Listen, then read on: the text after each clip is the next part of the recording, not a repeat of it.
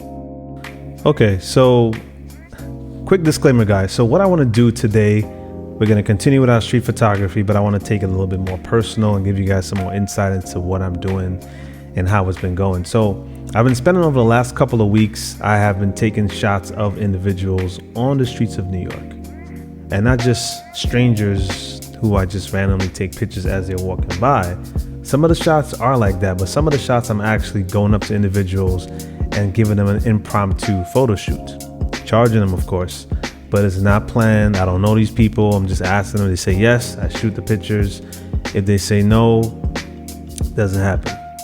But before we get into those pictures, I want to kind of go over some shots I've taken while I've been doing this. So I'm shooting people on the streets, invite them to do a photo shoot. They say yes, we take pictures, we exchange content for income, and that's what I've been doing. But I want to look at some of the shots that I've taken so far.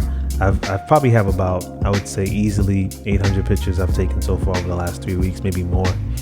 But I want to look at the first day I went out and some of the shots I took on that day that I really liked. So this first shot here, these two girls are on their, well, one's on her phone, one's watching what she's doing. I guess they're taking pictures. I think they were taking pictures around, this is Times Square, around Times Square, trying to get shots of what was happening. And one thing I will say about my photography and what I like about photography, pictures, and it sounds like a cliche, but pictures literally tell a story. And not just what Confucius says, pictures tell a picture's worth 1,000 words, but the fact that, you know, you can see her expression on her face, she's having a good time, her eyes are locked in on the screen, and they just look like they are in the moment. And just that expression alone, just that decisive moment, the moment that you see a person enjoying themselves right before they either see you or right before they actually look at their friend or put the camera down, those few seconds there, it's so amazing. Details about this shot. This shot was shot with the Fuji XF 56mm 1.2. I'm mentioning this lens because typically it's considered to be a slow lens. It is slow. It's not as fast as the lens I'm using right now, the 35 1.4 that's doing this video, but it's not completely slow where it's unusable in a quick and decisive moment. So for me, what I did to get the shot, I looked through the viewfinder, saw what I liked, and then once my focus was locked, I just pressed the shutter button, picture was taken, and I keep it moving. I usually don't stay too long on a person so that they actually see me, but that's just my method. Some people will do it and they'll actually say hi to the person and, you know, make conversation, but I don't always do that. So this first shot here is epic. I would actually print this out, probably make it into a black and white. If you guys want to see me doing like an editing session, playing around with the possibilities of an image, let me know. This picture is straight from the camera. This is unedited. This is straight as I shot it, no editing. The next shot I would say that I like a lot from that first day of shooting, I can't say I like this shot a lot, but I can actually appreciate what it is that I have here. So this guy does some type of YouTube content, TikTok content, who knows which platform he's using. I didn't go up to him and ask him the questions, but he's using his phone on a mobile tripod and he's like doing like exercise in the middle of the 42nd Street. I guess this creates content, this creates a buzz, this is something worth doing, you know what I mean? So that's what he's doing right now, and I saw him shooting out there without a shirt on, just jumping rope and like just talking to the camera. Like this is just different. So I took the shot. I like the shot because it shows you how crazy New York is. He has a particular look. He's out there unashamed, and he's in the middle. He's actually on the side of the road, like next to the sidewalk. He's not on the sidewalk, he's on the side of the road doing skipping or jumping rope, whatever you want to call it. Again, this was shot with the 56mm. This ISO for this picture was, let me see if I can find out, same ISO as the girls, ISO 500. The shutter speed is, let's see if I can find that real quick, is 1/60 of a second. So yeah, it's not as fast as it could be, and that's probably why it's a little bit washed out in the back. I would actually tone down the ambience. Obviously he will get a little bit darker too, but at least I have, of course, wiggle room to play with in post if I darken it. So that's kind of where how I would change this shot. The next shot, let's see here what we have popping up. I would say is the dancer. This girl was sitting on the block doing her little dance. I don't think, did she have a camera? I don't think she had I think she was just dancing. And I asked her if she wanted to take pictures, if she wanted to do a photo shoot. She was like, no, because she was, you know, she's pretty dressed up for just you know, moving around on the streets. She's like, no. So what I did is I just took pictures of her anyway, showed it to her. She was happy with them, and I kept it pushing. But I like this shot because it's a burst shot of maybe like 6, 7 or 8 pictures. Hold on. And so, you know, as we go from the first shot here, her eyes are kind of covered, as you guys have already been seeing. Her hands are in a particular position. Now you see her hands moving again. I cut the left hand off, but hey, I'm rushing to get the shot. This one's fingers are cut off here. Same position. I'm moving a little bit. Let me see. Not too much. I'm moving a little bit, but for the most part, I was trying to keep her in the center, and I was trying not to, because it was pretty crowded. People were like on both, pretty much on my left. There might have been a few people passing me on the right, but I kept shooting regardless of how busy things were.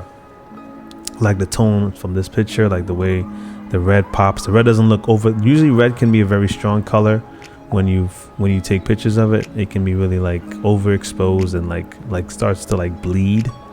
But in this case, it didn't happen. And again, this is shot with the 56mm 1.2, and this was shot at, let's see here, I'm trying to go into the details about the shot.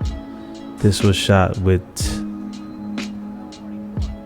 aperture 1.6. It was, the shutter speed was 250 of a second, and the ISO was still 500. And the interesting thing, let me just say this before we go into this next image here. The interesting thing is that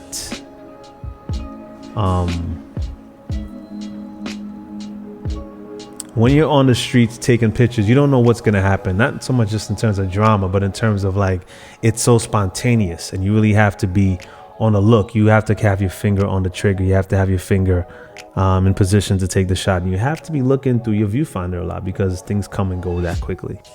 And I think sometimes you might second guess if you're going to be able to get a shot. And I feel like in those situations, you should take it anyway, because at least you're getting the shot, and at least you made an attempt, because, you know, you miss all the shots you don't take. So it's a basketball reference, but it still applies to photography. All the shots I didn't take, I definitely didn't get anything because I didn't try. So it's important to keep trying and important to keep shooting.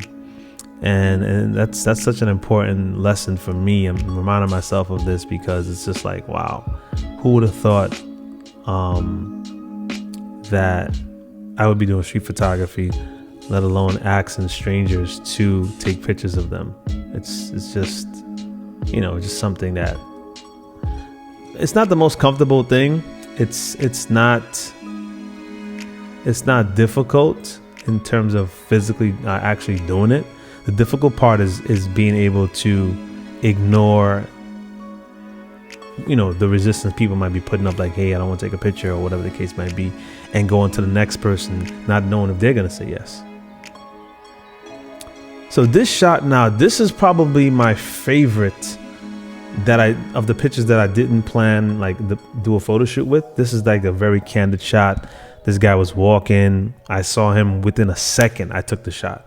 Not that I'm that quick, but it was just like, I got to get this, because I just liked, he was just so cool in a place that was so busy. I didn't get all the people in the shot, but for me, in my mind, it was like a oxymoron, or the opposite of what I would expect in a place like this. Again, 56mm. Actually, no, this is actually shot with, because I was pretty close to him. This is shot with a 35, and that's another reason why I was so fast. So this is a very fast lens, and it can take shots within a moment. F-stop 1.8, and the shutter speed was 320 of a second, and ISO 800, and it's clean as a bell in terms of noise. A little soft. He's moving. I think the focus was on his shirt and his arm, but I just love how the tones look in the shot. This is straight from the camera, no editing, nothing. I love how the tones look in the shot. I cropped his feet properly. It almost looks like he's 3D imposed on the image, even though this is not a bokeh full lens in terms of like its focus is not to give you all these out of focus areas and circular lights in the background, but because of how close I was to him, it definitely gave it to me here, and it also made the image almost look three-dimensional, like he's been positioned in that location for the shot. So yeah, this is something that I really love from this particular session. So as we wrap up this video, I kind of want to just show you guys the actual image I took on that day. So pretty much throughout that whole first day, I was asking different people, hey, you want to take a photo? Do you want photos? I wasn't really showing them the back of the camera, which is something I learned I need to do later on. A lot of people are like, no, you know, New York City, everybody's trying to sell you something. So there's a lot of skepticism there from the people who actually live in New York. The tourists, of course, they're in the moment. Some people are caught up and they just want a picture. So these two girls, I had seen them earlier that night. I took a picture. You know, people come to Times Square and they dress up. I guess they're looking to create content. They just want to get images, whatever the case might be. So these two girls were like pretty dressed up. And I took a picture of them, but they were moving. So it was out of focus. The picture wasn't really good because my intent was to ask them anyway. So this particular time, they took a picture with one of these other performers. The performer was using a snake. So they had the snake around their neck. And I took a picture thinking that, hey, they're trying to get a selfie. He's taking a picture for them. Let me take a picture of them that looks better than what the phone was actually capturing, what he was capturing. And they were like, wow, that's good. And because of that, I was able to get my first client, so to speak, on the streets. And it was interesting because, you know, you have to be talking to people, you have to engage them, you have to make sure you listen to what they're saying. Sometimes people want to see their full body, some people want to see their face, and so you have to make the adjustments accordingly. I did that, and this is the image that I got eventually. And it's funny that we were able to connect through Instagram, and now one of the girls is actually looking to get a camera, and she's going to be starting photography. Well, she's going to get a Fuji. She had a Canon before, but now she wants to get a Fuji system and take her photography to the next level. So it's just amazing how you can connect with people, and you never know how not just taking a picture can impact that person's life, but how you yourself as a photographer, as a person, can impact someone else. So guys, I hope this video was helpful. Leave a comment below, any questions, any ideas you guys have. Feel free to share them. Peace.